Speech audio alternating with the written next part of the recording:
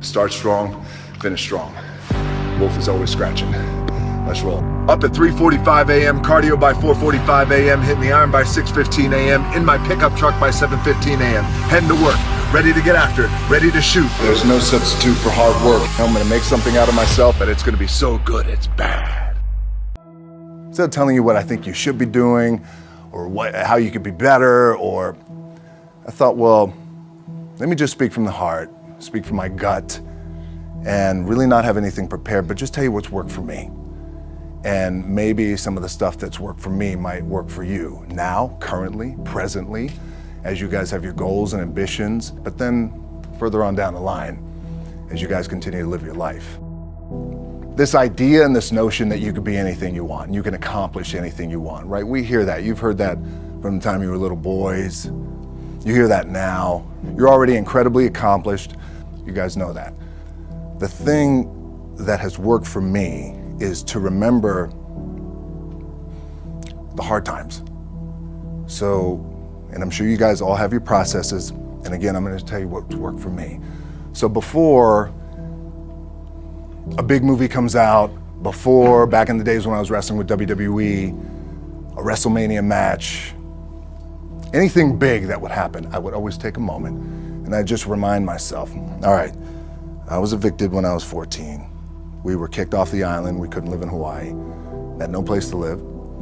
A lot of shit happened then when I moved to Nashville. I was arrested multiple times by the time I was 16 years old. I would remember that, and it allows me then to be present in the moment and understand, holy the stuff I have around me right now, this is the shit that I dreamed of when I was a kid.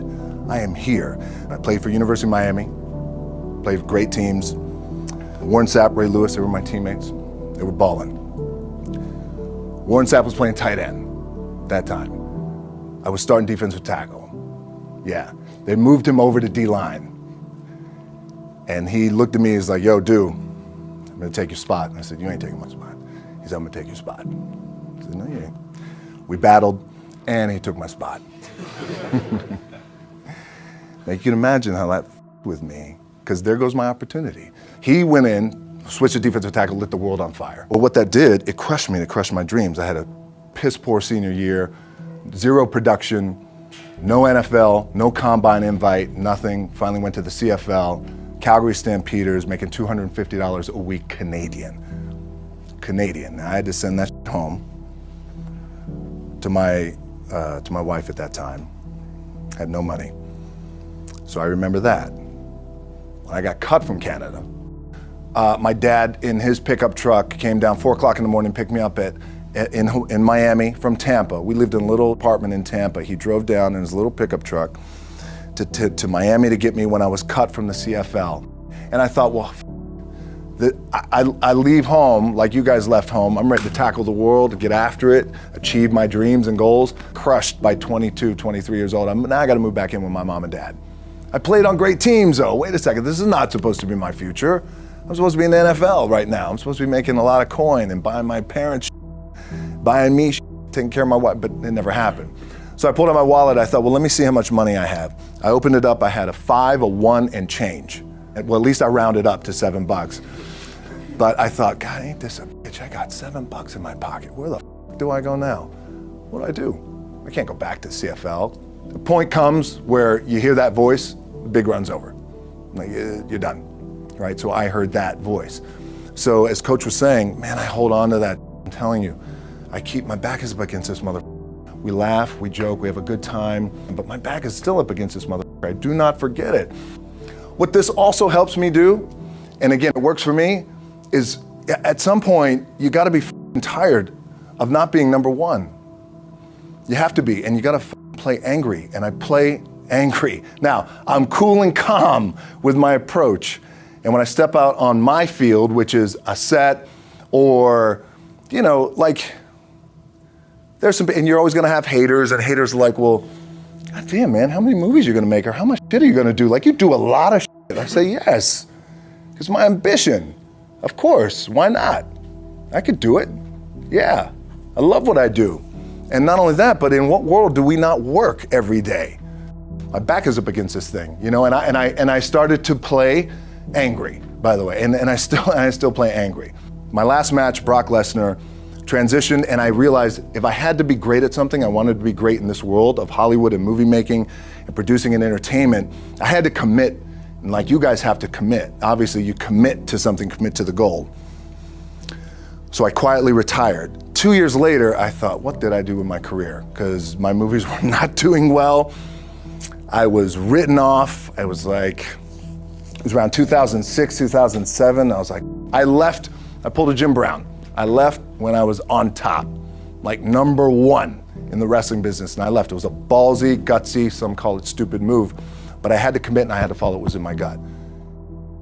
What helps me is to keep the hard times in the front of my mind, because it allows me to go into these big moments that I've worked my ass off, and you guys have worked your ass off. It allows me to go into these big moments with a different perspective. What it also does for me, and again, this is what works for me. Like, my back is up against this mother. Every day, it's against this wall. But it's up against this mother, because it's what I believe in. And when my back is against this mother, then there's nowhere to go. But that way, that's it. Doesn't mean you don't smile, doesn't mean you don't laugh and joke, right? You're happy, I'm a happy guy. But when it comes to business and when it comes to executing, it's up against this. And I gotta go that way. And I don't give a fuck who is in front of me. They're not gonna stop me. The key for me was, where does it start? What's the anchor? What's the anchor? So I could have all these ambitions, and you guys have all these ambitions, which is great. It's important. I'll play this role, you'll play that role. I'll execute this thing and it'll come out this summer. You guys will execute this thing during the summer, right, when it's time to really put in a lot more work. But the key with me is just always finding what the anchor is. And the anchor is getting up at 4 o'clock in the morning every day before anybody else and grounding my thought process is in the no one will outwork me. No one. I love and I respect you guys. Motherfucker won't outwork me. All starts with this. 2 hands, putting it to work. My last match in WWE, I'll share this with you guys too, is that, again, because there's a little bit of takeaway here from all this, is I wrestled John Cena, and I went in, I think it was 2013, I went in WWE champion, and we went in MetLife Stadium. We had a record-breaking attendance, which was amazing that night. We accomplished our goal. So I wrestled with John Cena. We had 45 minutes planned for the match. It's nonstop go, right? So your conditioning is tested. And at that time, I wasn't full-time in WWE. I was just doing these spot matches where I was still shooting G.I. Joe, I think, or Pain and Gain at that time. It was Fast and Furious 6 in London. Had to travel in the ring, get all my ring work in, travel back to shoot Fast and Furious, then back, WWE Raw, doing those shows, the big build up to WrestleMania against John. We get to MetLife Stadium, it's a big night, this is it, it's game night, right? It's championship night for me. 45-minute match planned out.